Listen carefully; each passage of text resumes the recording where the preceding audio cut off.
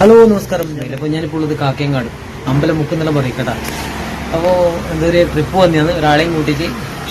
അപ്പോൾ നോക്കുമ്പോൾ അടുത്തൊന്നും ചായക്കടയൊന്നുമില്ല. നോക്കുമ്പോൾ ഒരു ചെറിയൊരു ചായക്കട ഉണ്ട്. ഒരു ചായ പിടിക്കാൻ വെച്ചു. അപ്പോൾ ചായ കുടിക്കുന്നതും കാണിച്ചു തരാം. അപ്പോൾ വീട്ടിലേക്ക് പോവാം.